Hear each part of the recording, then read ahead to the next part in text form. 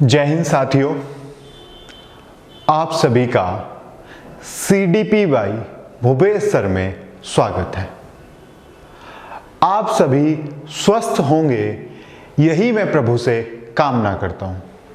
आप सभी अपनी पढ़ाई के प्रति ईमानदार रहें, वो आपके लिए और आपके भविष्य के लिए सबसे बेहतर है। आप सभी जानते हैं हमारी क्लासें UP TET, MP TET, REET के लिए स्पेशल चल रही हैं, जिसमें अभी तक आप बहुत सारे टॉपिक कंप्लीट भी कर चुके हैं और आगे भी हम आपके प्रति ऐसे ही बने रहेंगे, बस हमें आपका प्यार मिलता रहे।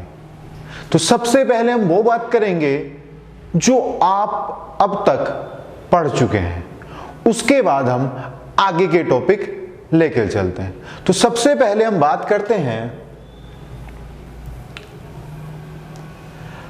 सबसे पहला टॉपिक जो अभी तक हमारा कंप्लीट हुआ है, अगर हम उसकी बात करते हैं, वो है हमारा मनोविज्ञान का परिचय, अर्थात मनोविज्ञान क्या है।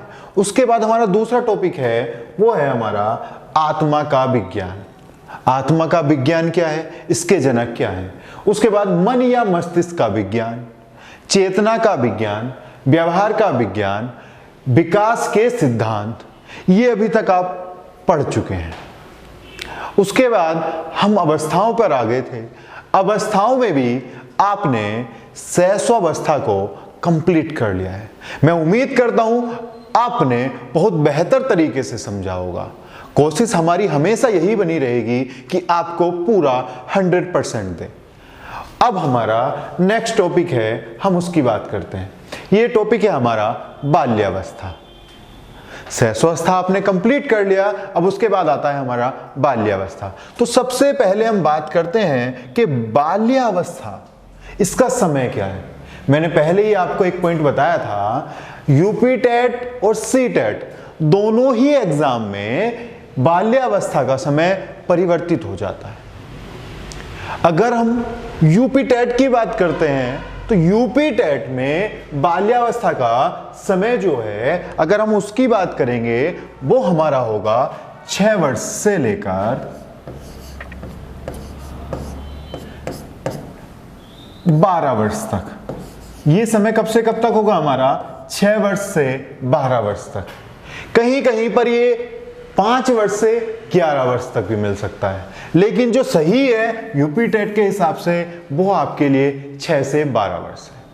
ठीक है, इसी के साथ हम सबसे पहले बात करेंगे शारीरिक पक्ष की, कि शारीरिक पक्ष क्या क्या होते हैं, वो बात करते हैं। तो सबसे पहले जो पॉइंट बनता है हमारा, वो पॉइंट है हमारा कि बालक की बाल्यावस्था में हड्डियों की संख्या कितनी हो जाती है। अगर मैं बाल्यावस्था में बच्चों की हड्डियों की संख्या की बात करता हूं, तो हमारी इस अवस्था में हड्डियों की संख्या सबसे अधिक होती है। सबसे अधिक जो संख्या होगी वो हमारी बाल्यावस्था में होगी, और ये लगभग 320 होगी। ये 320, 340 लगभग इतनी ही रहती है। कौन सी अवस्था में? बाल्यावस्था में। अगर मैं इसमें धड़कन की बात करता हूं कि बालक के हृदय की धड़कन कितनी होती है, बालक के हृदय की धड़कन कितनी होती है, अगर ये मैं बात करता हूं तो देखिए ये होती है हमारी 90 से लगभग 100। ये ध्यान रखिएगा, बालक की अगर मैं शैशवावस्था में धड़कन की बात करता हूं तो धड़कनें लगभग 120 रहती हैं, और मैं बाल्यावस्था में बात करता हूं तब बालक की हृदय की धड़कन कम हो जाती हैं, और वो कहां पहुंच जाती है हमारी? 90 से लगभग 100 तक। ठीक है, उसके बाद कुछ मनोवैज्ञानिक हुए हैं जिन्होंने बाल्यावस्था के लिए कुछ परिभाषाएं दी हैं, अर्थात वो कुछ बाल्यावस्था को एक्सप्लेन करना चाहते थे, बताना चाहते थे कि बाल्यावस्था क्या है। सबसे पहले जो हम बात करेंगे वो बात करेंगे हम किलपैट्रिक की। किसकी बात करेंगे? किलपैट्रिक। ये किलपैट्रिक महोदय क्या कहते हैं वो समझते हैं। किलपैट्रिक के अनुसार कि बाल्यावस्था, इधर से जाता हूं मैं, अब समझिए कि बाल्यावस्था प्रतिद्वंदात्मक समाजीकरण की अवस्था है। ये पॉइंट थोड़ा सा अजीब है, अर्थात समझ में नहीं आने वाला ऐसा पॉइंट है। अब इसे समझते हैं। इन्होंने कहा, किसने? किलपैट्रिक ने, कि बाल्यावस्था जो है वो प्रतिद्वंद्वात्मक समाजीकरण की अवस्था है। अब प्रतिद्वंद से ही आप समझ गए होंगे कि कुछ लड़ाई झगड़े वाली बात है, लेकिन ऐसा नहीं है। इस अवस्था में बच्चा कार्यों के लिए या सामाजिक क्रियाओं के लिए भयभीत रहता है। कैसी भयभीत? कैसी? किस चीज का डर? भयभीत कब होगा? जब डर होगा। अब डर किस चीज का? उसे डर इस चीज का रहेगा, अगर मैं कुछ गलत काम करूंगा तो मेरी मम्मी डांटेंगी, मेरे पापा डांटेंगे। अर्थात बच्चा अपनी क्रियाओं का दमन करता है। वो उस बीच में अपने आप से लड़ाई करता है कि ये सामाजिक क्रियाएं मुझे करनी है या ये मुझे नहीं करनी। अर्थात वो अपने अंदर ही लड़ता है कि ये मुझे काम करना है या नहीं करना। उसके बाद बात करेंगे हम किसकी? स्टैंग के अनुसार, कि स्टैंग ने क्या कहा? इन्होंने कहा कि शायद ही कोई ऐसा खेल हो, समझते हैं किसने? स्टैंग के अनुसार इन्होंने कहा कि शायद ही कोई ऐसा खेल हो जिसे 10 वर्ष, ये ध्यान रखें, जिसे 10 वर्ष का बालक ना खेल सका हो। अर्थात जब 10 वर्ष का बालक हो जाता है वो अधिकतम सभी खेलों को खेल सकता है या खेल चुका होता है। कुछ ही ऐसे खेल होंगे जो बच्चा उनके बारे में नहीं जानता। उसके बाद आगे चलते हैं, किसकी बात करेंगे हम? रोश के अनुसार, कि रोश महोदय क्या कहते हैं। रोश ने कहा कि बाल्यावस्था मिथ्या परिपक्वता, बाल्यावस्था मिथ्या परिपक्वता की अवस्था है। मिथ्या का मतलब होता है झूठा, अर्थात वहम, एक तरीके का वहम कह सकते हैं। परिपक्वता की अवस्था अर्थात इसे समझेंगे। मिथ्या परिपक्वता क्या होता है? जैसे छोटा बच्चा होता है ना, उसकी मम्मी कुछ काम कर रही है, खाना बना रही है, और बच्ची आती मम्मी के साथ, कहती मम्मी मम्मी मैं भी कुछ करूंगी। अब मम्मी उसकी रोटी बनाने के लिए, बेलने के लिए दे देती है, ले बेटा आटा लो। अब वो खेलने के लिए वैसे ही दे दिया बच्चे को। अब बच्चा उसे बेल रहा है, हालांकि वो गोल नहीं बनेगा लेकिन कुछ आकार वो गोल का दे देगा। उसे ऐसा लगेगा बालक को, अरे मैं भी सीख गया हूं, मैं भी सीख गई हूं। जिसे मम्मी उनकी नेल पेंट लगाती हैं तो बच्चे भी उसे देख देख के लगाना शुरू कर देते, तो उन्हें भी ऐसा लगता है, क्या लगता है? कि मैं भी लगाना सीख गया हूं या मैं भी लगाना सीख गई हूं। जैसे लड़के होते हैं वो ही पापा को देख के, बड़े भाई को देख के उस काम को, किसी भी काम को करने की कोशिश करते हैं, और उसे जब कर लेते हैं, कुछ हद तक कर लेते हैं, तो उन्हें ऐसा महसूस होने लगता है कि वे भी इस काम को सीख गए हैं। अब बात करेंगे हम कोल एंड बुश के अनुसार, कि ये मनोवैज्ञानिक थे हमारे कोल एंड बुश। इन्होंने शैशवावस्था के बारे में क्या कहा है, तो वो देखते हैं। इन्होंने कहा कि बाल्यावस्था, इन्होंने कहा बाल्यावस्था जीवन का एक अनोखा काल है। किस अवस्था को कहा? बाल्यावस्था को। क्या कहा? कि बाल्यावस्था जीवन का एक अनोखा काल है। किसने कहा? कोल एंड बुश ने। अब याद कैसे करेंगे वो समझते हैं। सुबह सुबह आप कोलगेट करते हैं, किस चीज से करते हैं? ब्रश से करेंगे। जब आप कोलगेट ब्रश से करेंगे तो आपको ताजगी महसूस होगी, दिन ऐसा लग जाएगा हाँ अब आंखें अब खुली हैं ब्रश करने के बाद, अर्थात आपको वो अनोखा महसूस होगा। वो अनोखा कैसे महसूस होगा? कोल एंड बुश, वो वहां मत जोड़ना टूथपेस्ट से कभी आप जोड़ दें, आपको सिर्फ समझाने के लिए एक छोटा सा एग्जाम्पल दिया है। ठीक है, अब आगे चलते हैं। अब किसकी बात करेंगे हम? अब हम बात करेंगे कि बाल्यावस्था वास्तव में बाल्यावस्था है क्या, इसके अन्य नाम क्या हैं, या इसकी विशेषताएं क्या हैं, अब उनका ध्यान रखेंगे। सबसे पहला पॉइंट लिखा है हमने, वास्तविक जगत से संबंध। क्या लिखा? वास्तविक जगत से संबंध। इस अवस्था को क्यों कहा हमने वास्तविक जगत से संबंध? उसका कारण क्या है? क्योंकि हर बात का कारण होना चाहिए, आपको रटना नहीं है, आपको समझना है। वो समझेंगे। जब बालक 6 वर्ष का होता है, जब बच्चा 6 वर्ष का होता है, अगर मैं गवर्नमेंट के आंकड़ों के अनुसार बात करता हूं तो गवर्नमेंट हमारी कहती है कि 6 वर्ष का बच्चा कक्षा 1 में जाएगा। कौन सी कक्षा में जाएगा? कक्षा 1 में जाएगा।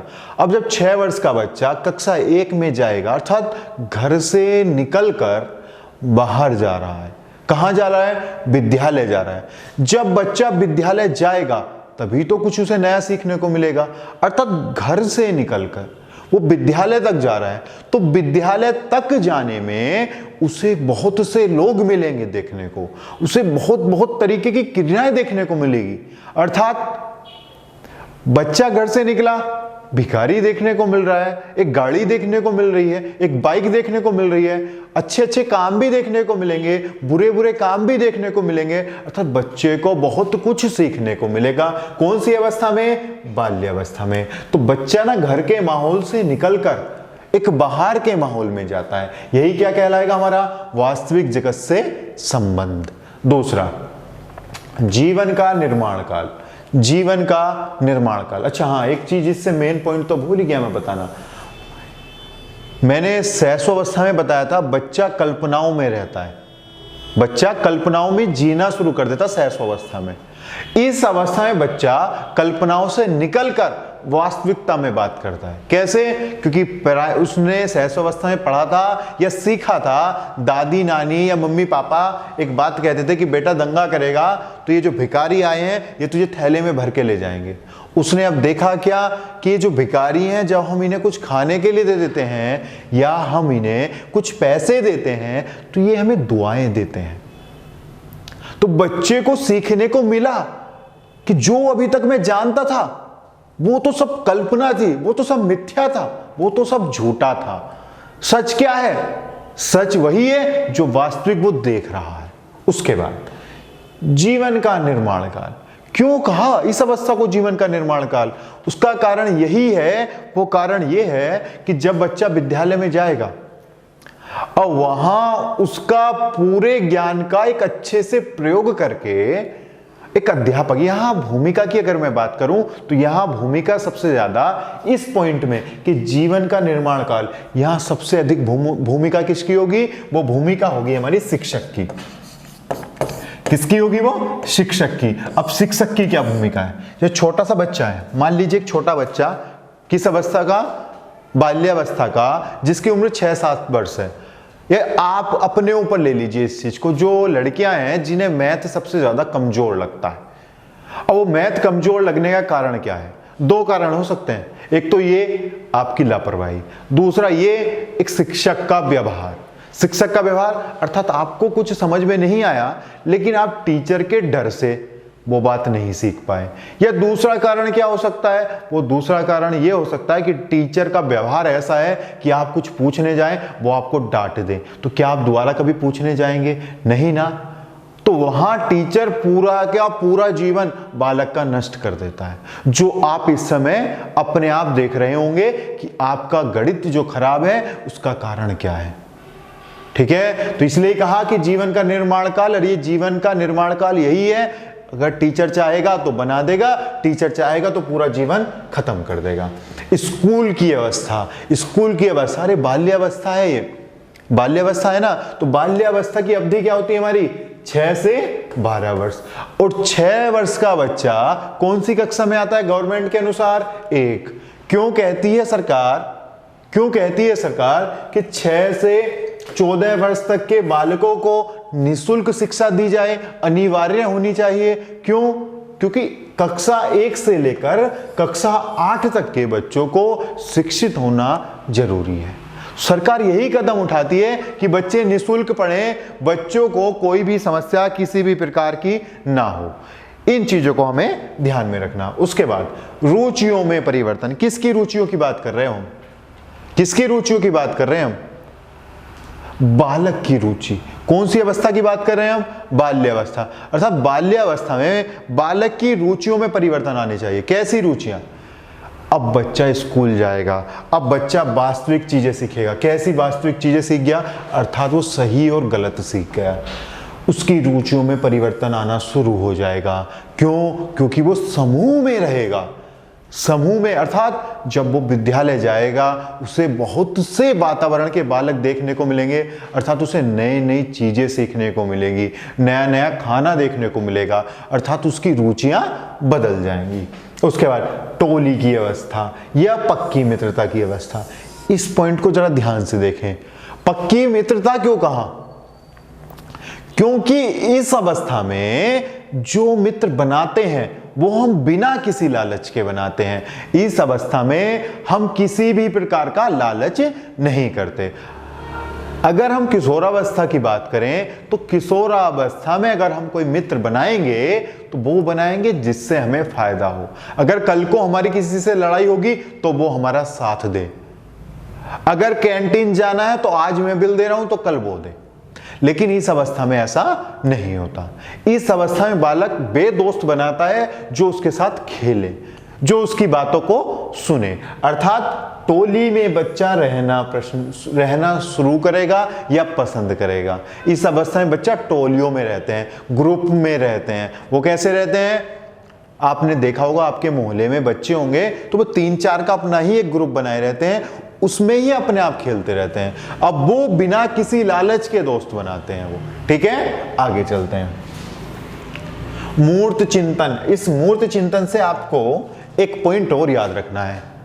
कौन सी अवस्था में बालक चिंतन करना प्रारंभ कर देता है? कौन सी अवस्था में बालक चिंतन करना प्रारंभ कर देता है? तो वो हमारी अवस्था कौन सी है? बाल्यावस्था। अर्थात शैशवावस्था में बालक चिंतन नहीं कर सकता। शैशवावस्था में बालक चिंतन नहीं कर सकता। शैशवावस्था में सिर्फ बालक कल्पनाओं में रहता है। बाल्यावस्था में जब बच्चा आ जाता है तो वो चिंतन करना प्रारंभ करता है। और वो कौन सा चिंतन होगा? हमारा मूर्त चिंतन होगा। कौन से चिंतन की बात कर रहे हैं हम? मूर्त चिंतन की। अब मूर्त चिंतन क्या है? मूर्त चिंतन होता है कि जो उसके सामने है, जो उसके समक्ष है, उसके बारे में सोचना। जैसे एक एग्जाम्पल लेते हैं, बच्चों के सामने आप 5 सेब रख दें और आप उनसे कहें कि इन 5 सेब में से कोई सा एक सेब ले लो, तो बच्चा उस सेब के बारे में सिर्फ इतना ही सोच पाएगा कि कौन सा सेब बड़ा है, कौन सा सेब लाल है, कौन सा सेब खाने में मीठा लगेगा, कौन सा सेब स्वादिष्ट होगा। तो बालक जो उसके सामने है उसी के बारे में सोच सकता है। उसी के बारे में सोचना ही क्या कहलाएगा? हमारा मूर्त चिंतन। उसके बाद बात करते हैं हम आगे, सामाजिक व नैतिक गुणों का विकास। देखो, शैशवावस्था में हमने पढ़ा था कि बालक में नैतिकता का अभाव पाया जाता है। अर्थात शैशवावस्था में बालक में नैतिकता नहीं होती। अब नैतिकता होती किस में है? कौन सी अवस्था में बालक में नैतिकता का विकास होता है? वो है हमारी बाल्यावस्था। बाल्यावस्था में बालक कैसे समाज में रहना है, कैसा समाज के प्रति हमें व्यवहार करना है, वो कहां से सीखेगा? समाज से। कौन सी अवस्था में सीखेगा? बाल्यावस्था में। इस अवस्था में जब बच्चा होता है, देखो शैशवावस्था जो होती है, सबसे पहले समझेंगे शैशवावस्था। अगर घर में कोई मेहमान आया है तो बालक क्या काम करेगा? जाएगा, नमस्ते करनी है या नहीं करनी उसे फर्क नहीं पड़ता इस चीज से। अगर नमकीन बिस्कुट उसके सामने कुछ भी मिष्ठान आपने रख दिया, बच्चा जाएगा उसे खा लेगा, तुरंत जाएगा उठाएगा खा लेगा। लेकिन बाल्यावस्था में ऐसा नहीं होता। बाल्यावस्था में बालक ये सोचता है कि ये मेरे बारे में क्या सोचेंगे अगर मैं ऐसा व्यवहार करूंगा। अर्थात सही और गलत के बारे में सोचना, यह सही और गलत का निर्णय लेना, यही क्या कहलाता है? नैतिकता। सीधा एक शब्द में समझेंगे, सही और गलत का निर्णय लेना या सही और गलत के बारे में समझना, यह नैतिकता कहलाती है। और ये कौन सी अवस्था में आती है? आपकी बाल्यावस्था में। उसके बाद सबसे मेन पॉइंट ये आया हुआ है यूपी टेट में कि निरुद्देश्य भ्रमण की प्रवृत्ति। ये निरुद्देश्य भ्रमण क्या है? तो निरुद्देश्य भ्रमण को समझना तो समझिए, बड़ा आसान है। आपके घर में, किसी के घर में 7 या 8 वर्ष का बच्चा है क्या? हो तो आप खुद सोचिए कि जब आप उन्हें कुछ सामान लेने भेजते हैं दुकान पे, तो क्या बच्चा 5 मिनट का रास्ता तो 5 मिनट में ही आ जाएगा या वो घूम फिर के 10-15 मिनट में आएगा? आप हमेशा देखना, अगर वो जा इस रास्ते से रहा है तो आएगा दूसरे रास्ते से। घर में मामा जी आ गए हैं, मामा जी के लिए चाय बनी है, चाय बन जाएगी, ठंडी हो जाएगी, लेकिन वो नमकीन बिस्कुट दुकान से लेके नहीं आएगा। क्यों? क्योंकि इस अवस्था में बच्चा घूमना ज्यादा पसंद करता है। वो कैसा घूमना? कि उसके सामने कोई उद्देश्य नहीं होता, अर्थात बिना किसी उद्देश्य के मस्ती में घूमना है। अब बात आप सोच रहे होंगे कि सर बच्चा तो किशोरावस्था में भी घूमता है। अब किशोरावस्था में घूमता क्यों है, उसका कारण हम अगली वीडियो में बताएंगे कि किशोरावस्था में जब बच्चे घूमते हुए आपको दिखाई देंगे उनका उद्देश्य क्या है। ठीक है, उसके बाद करते हैं आगे बात सामूहिक खेलों में रुचि। अब ये सामूहिक खेल कौन कौन से हैं जो बच्चा खेलता है? वो आपके छुपन छुपाई भी होंगे, वो आपका बर्फ पानी भी होगा, आपका आइस पाइस जो बोल देते हैं, लोहा लक्कड़ हो गया, खो खो हो गया। ऐसे खेल बच्चा खेलना पसंद करता है, अर्थात वे खेल जो अपने टोली के बालकों के साथ वो खेल सके। अर्थात सामूहिक खेल खेलना इस अवस्था में बालक पसंद करता। उसके बाद नेक्स्ट पॉइंट देखते हैं, संवेगों पर नियंत्रण। ये संवेग क्या है? संवेगों पर नियंत्रण की बात करूं तो मैंने पहले ही बताया था, संवेगों को बस आप इतना समझना, संवेग का अर्थ होता है इमोशन। अर्थात इस अवस्था में बच्चा अपने संवेगों पर नियंत्रण कर लेता है। अब कैसे नियंत्रण करता है वो समझते हैं। आपने देखा होगा छोटे से बच्चे को सहसवावस्था में, सहसवावस्था भी छोड़िए, आप सीधा एज से समझिए, 3-4 साल का बच्चा, उसे आप डांटेंगे ना वो तुरंत रोना शुरू कर देगा। अब बच्चा जहां 7-8 वर्ष का हो जाएगा वहां उसे मैडम मार भी देंगी तो उसके अंदर वो भावना तो आएगी कि वो रो ले, लेकिन रो नहीं सकता। क्यों? क्योंकि रोएगा तो फिर मैडम मारेगी। तो उसमें उसने अपने इमोशन को, अर्थात डर के कारण भी अपने इमोशन को उसने अपने अंदर ही दबा लिया, अर्थात अपने इमोशनों को उसने कंट्रोल कर लिया। रोना आ रहा था लेकिन रोया नहीं। जैसे दूसरा एग्जाम्पल समझते हैं, मेले में जब बच्चे जाते हैं, छोटे बच्चे जाएंगे, कुछ चीज पसंद आएगी उन्हें चाहिए, नहीं देंगे तो वहीं पे रोना शुरू कर देंगे, वरना वहीं पे लेट जाएंगे, मम्मी मम्मी मम्मी मेरे को तो चाहिए। अब मम्मी तो दिलाना पड़ता ही है, बच्चों से प्यार इतना होता है। लेकिन बाल्यावस्था में बच्चा ऐसे व्यवहार नहीं करता। बाल्यावस्था में बालक को कुछ सामान चाहिए तो वो समझने लगता कि मुझे आज नहीं मिलेगा तो कल मिल जाएगा, जिद नहीं करनी, अर्थात अपने इमोशन को वो कंट्रोल करना सीख जाता है। उसके बाद जिज्ञासा में प्रबलता। देखो, जिज्ञासा में प्रबलता की अगर मैं बात करूं तो सहस्वावस्था में मैंने लिखवाया था जिज्ञासा की प्रवृत्ति। अब जिज्ञासा में प्रबलता का मतलब समझते हैं, इस अवस्था में बच्चा प्रश्न करना शुरू हो जाता है। वो कौन सा प्रश्न है? अगर उस प्रश्न की बात करूं तो वो होता है हमारा कैसे। कैसे, क्यों, कैसे, क्यों। अगर मैं क्या की बात करता हूं तो क्या पूछता है बच्चा सहस्वावस्था में, अर्थात ये क्या है, ऐसे प्रश्न पूछेगा। लेकिन जब बाल्यावस्था में बच्चा आएगा तो पूछेगा कि ये क्यों है, इसका कारण बताओ, अर्थात उसकी जिज्ञासाएं और बढ़ गई हैं। पहले उसकी जिज्ञासा बस इतनी थी कि मेरे सामने कोई चीज रखी है, ये क्या चीज है मैं ये जानूं, लेकिन अब वो जानना चाहता है कि ये कैसे बनी है, ये क्या चीज है, तो उसको गहराई से जानना चाहता है। और गहराई से हम कब जान सकते हैं? जब हम चिंतन कर सकें, अर्थात चिंतन जब हम करेंगे तभी हमारी जिज्ञासाएं बढ़ेंगी।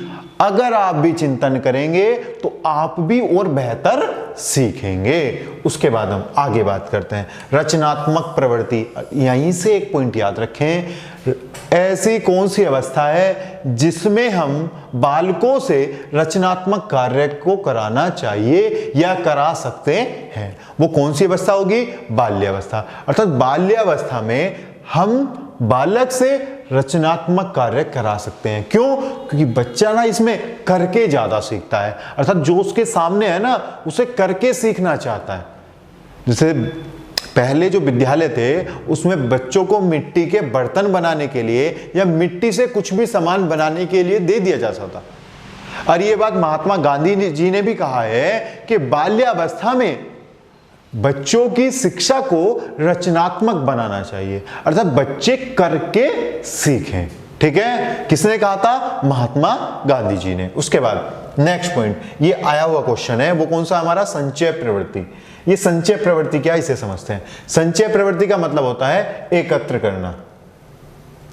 संचय प्रवृत्ति का मतलब है एकत्र करना। जैसे आपने देखा होगा लड़कियां होती हैं या लड़के, दोनों में ये आदत पाई जाती है। अब लड़कियों में क्या आदत होती है कि अपने खिलौनों को एकत्र करना, कि गुड़ियां इकट्ठी करेंगी बहुत सारी, कि मेरे पास इतना सारा कलेक्शन हो गया। या आजकल छोटे छोटे खिलौने चलते हैं, बर्तन चलते हैं, या मेकअप किट, मेकअप के सामान को एकत्र करना।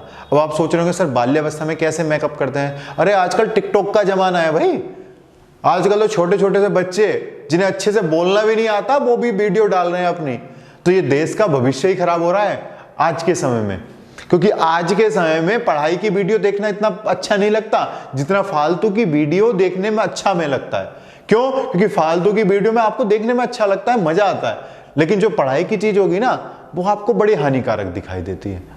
ठीक है, तो संचय प्रवृत्ति कौन सी अवस्था में पाई जाएगी? बाल्यावस्था में। जैसे लड़के होते हैं वो पेन को एकत्र करते हैं कि मेरे पास 20 पेन, 30 पेन, 40 पेन है, ऐसी भावना उनके अंदर आ जाती है। उसके बाद बहिर्मुखी व्यक्तित्व। अगर मैं व्यक्तित्व की बात करता हूं, जो व्यक्तित्व आपका टॉपिक आएगा उसमें भी हम पढ़ेंगे कि व्यक्तित्व को 3 प्रकार से बांटा गया, अंतर्मुखी, बहिर्मुखी और उभयमुखी। सहसोवस्था में शायद ही हमारा पॉइंट छूट गया था। अंतर्मुखी व्यक्तित्व कौन सी अवस्था में आएगा? हमारा सहस्वावस्था में। अर्थात बच्चा अपने आप में ही रहेगा, फालतू का या बाहर के लोगों से मिलना जुलना वो कम रखेगा। बहिर्मुखी व्यक्तित्व की बात करूं तो इसका मतलब सीधा सीधा यही होता है, मिलनसार, अर्थात सबसे मिलना जुलना, सभी से अच्छा व्यवहार करना। ये कौन सी अवस्था में होगा? बहिर्मुखी व्यक्तित्व कौन सी अवस्था में पाया जाएगा? बाल्यावस्था में। उसके बाद इस अवस्था को एक नाम और दिया गया, गंदी अवस्था, डर्टी एज। क्यों कहा इस अवस्था को गंदी अवस्था? एक होता है हमारा गोल्डन एज। गोल्डन एज किसे कहा? किशोर अवस्था को। और गंदी अवस्था किसे कहा? बाल्यावस्था को। क्यों? क्योंकि इस अवस्था में बच्चा साफ सफाई भी कम रखता है, मिट्टी में खेलना, ऐसे काम करना ज्यादा पसंद करता, इसलिए इस अवस्था को क्या कहा? गंदी अवस्था। तो हमारी बाल्यावस्था भी कंप्लीट हो गई है। ये अवस्था मैं पहले ही बता दूं, जो मैंने लिखा है, ये अवस्था आपके यूपी टेट के लिए, आपके रीट के लिए या आपके एमपी टेट के लिए है। अगर सुपर टेट की बात करें तो सुपर टेट में यहां से एक पॉइंट और ऐड हो जाता है कि बाल्यावस्था में शिक्षा का स्वरूप कैसा होना चाहिए। तो अभी सुपर टेट की तैयारी नहीं चल रही, जिस दिन सुपर टेट का नोटिफिकेशन आएगा आपको सुपर टेट की भी रेगुलर क्लासें दी जाएंगी। तो आप बेफिक्र रहिए, आप बेहतर से बेहतर कोशिश कीजिए सीखने की, अपनी तैयारी लगातार करते रहिए। धन्यवाद। और आपको वीडियो अच्छी लगे तो लाइक जरूर कीजिएगा और शेयर भी जरूर कीजिए। किसी की कोई भी किसी भी प्रकार की समस्या है तो कमेंट्स में वो जरूर बता सकता है। ओके, थैंक यू, जय हिंद।